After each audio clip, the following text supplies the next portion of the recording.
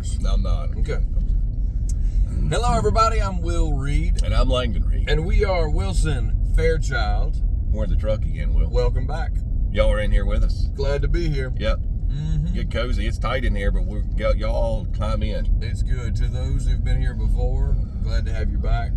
To those that are here for the first time, it'll be okay. It'll be fine. It's going to be all right.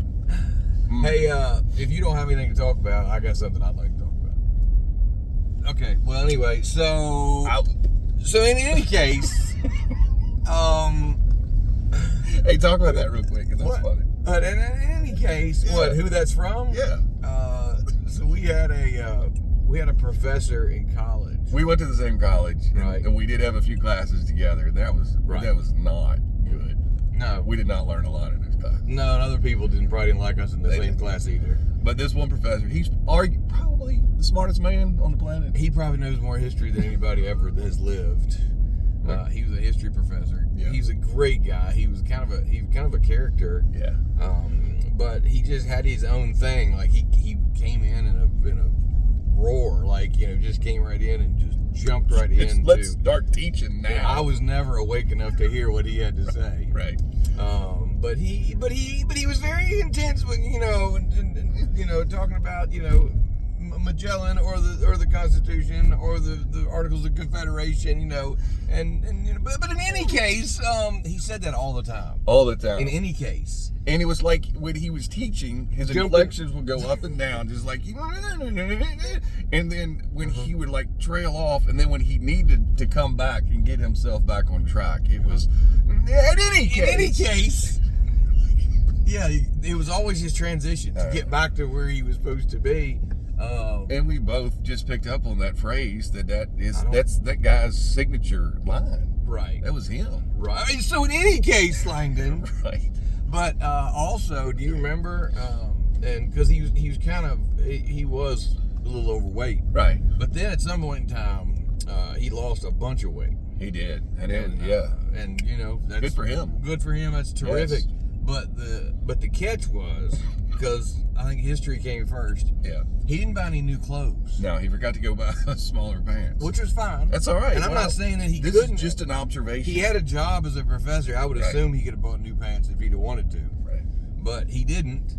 So then, and I don't think he bought a new belt either. He would just put like holes in the old belt. Right. So then he would come in, and like I'm talking about, he done pulled those pants tight, cinched the pants, where it was obvious that they fit another man a long time ago that was much larger than him, and his belt was huge because the flap it was hanging off his pants, and he would still sit up on the table, and that's distracting though.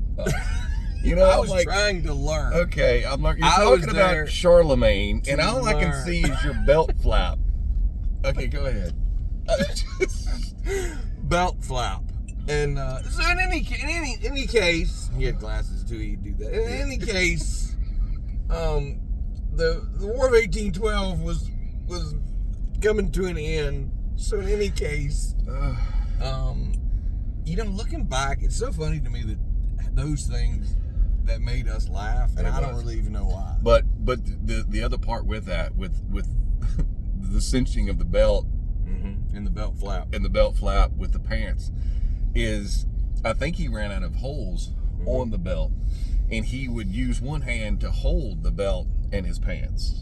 Yeah. So then he would teach, and he was one hand that what he would teach with. I think when you're lecturing or talking or whatever, it's just kind of natural to go with two hands, but he was holding his pants up with one hand. So now we're like, is he really holding his pants up with the belt and the hand? Can you tell that it was distracting for us to learn? This is what we got out of college.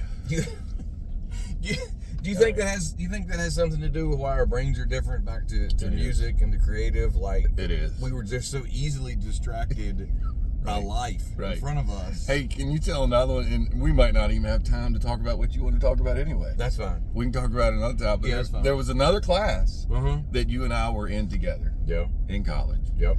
I don't even remember what class it was. It doesn't matter. Yep.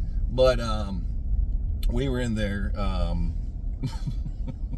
and there was another older lady in there. Okay. And whenever this particular professor, and I found this odd, but he would call the roll right?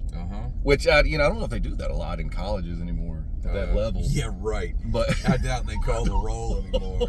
Nobody gets in trouble for anything anymore. No one's held accountable.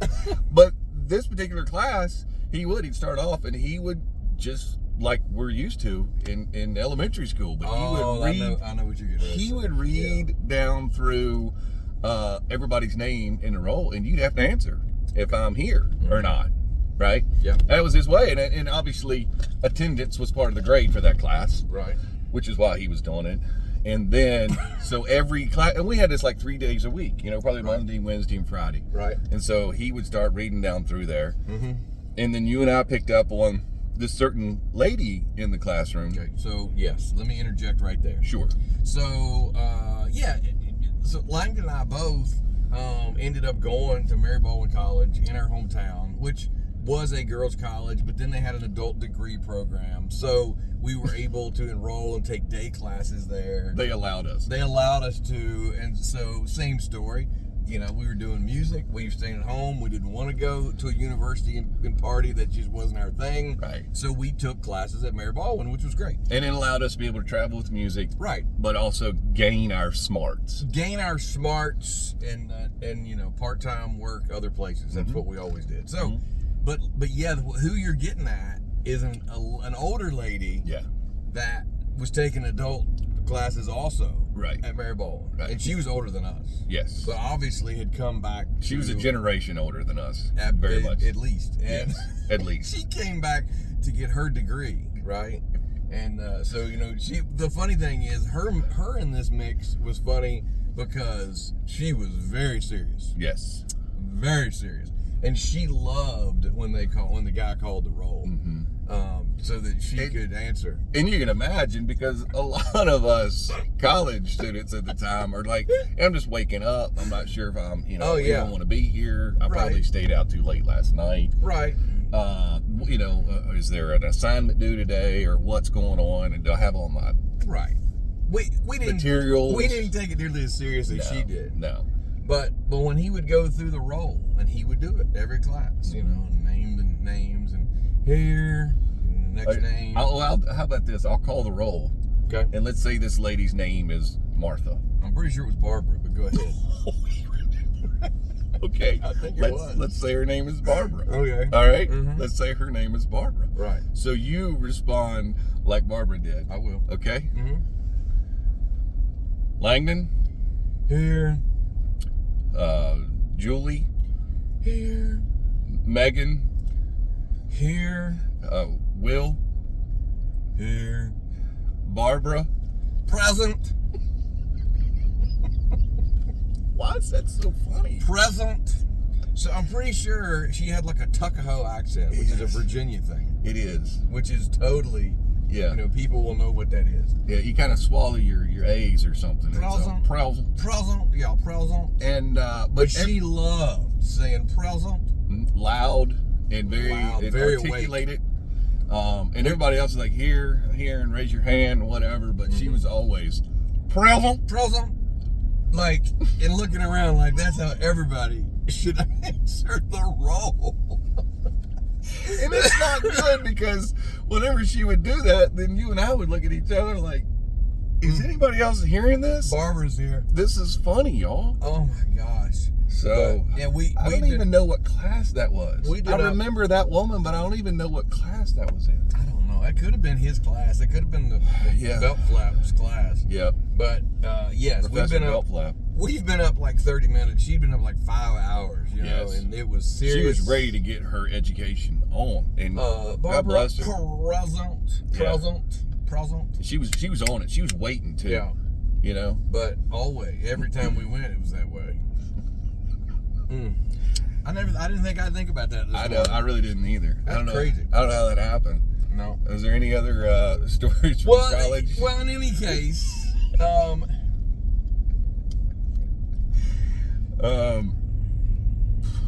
I guess the only one I thought about, I don't know if you want. It's kind of incriminating to you, but oh dear Lord, Yes. I can't even remember what class again this was that you took, but the grade that you got on your final exam, was not very desirable. Okay. Yeah. I'm sure that's true. And I was at my house, and you were so happy that you finally finished this course. Yeah.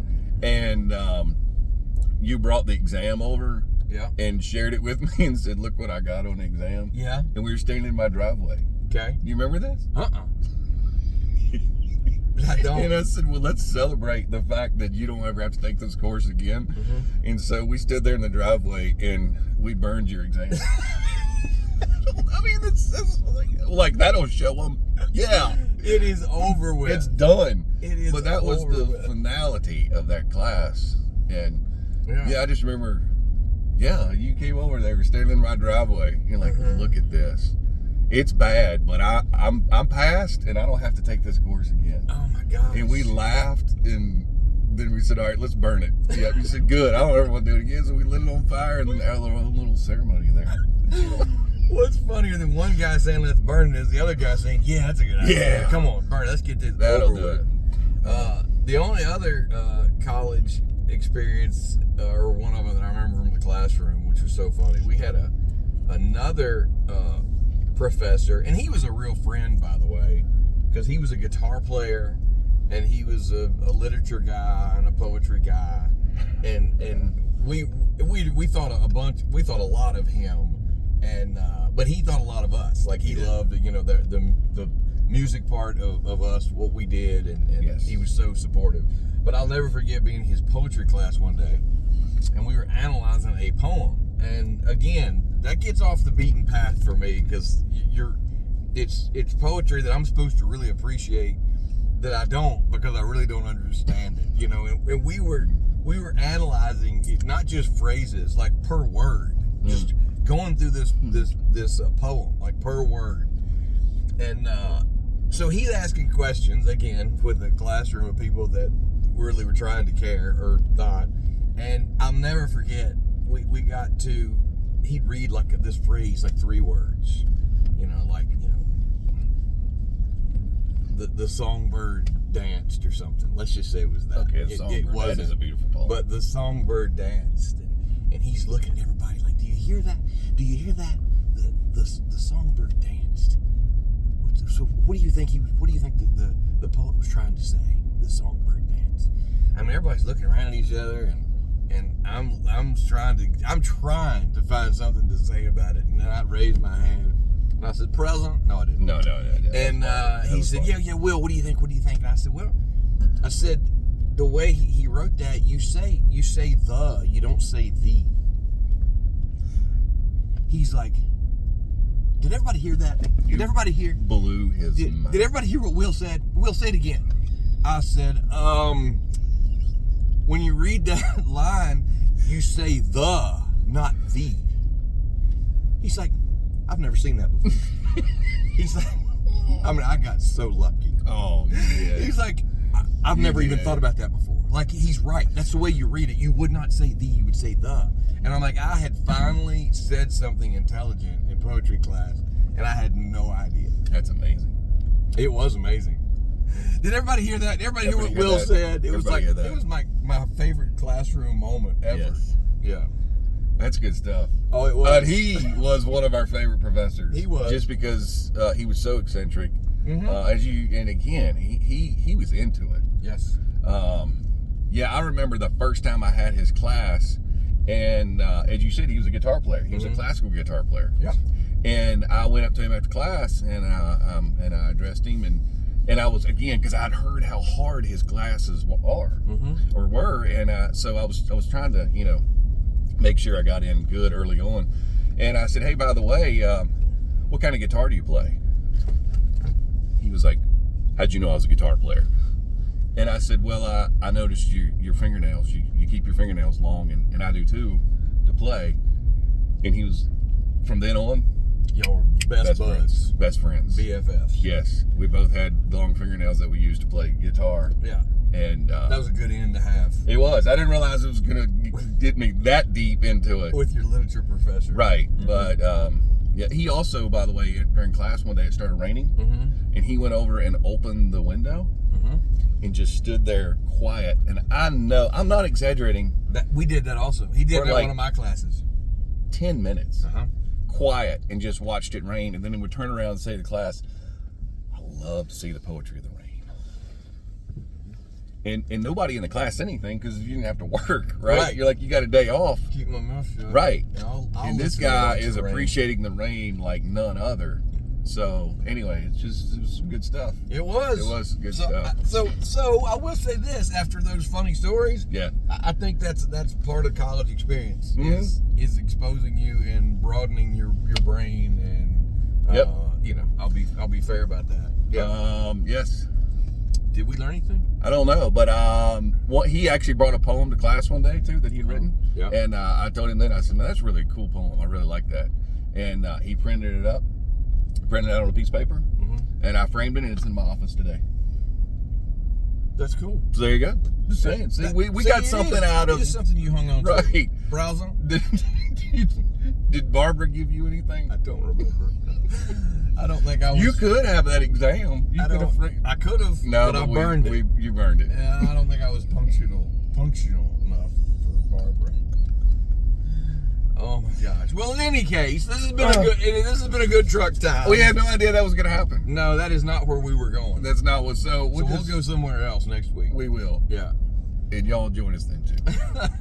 In any case.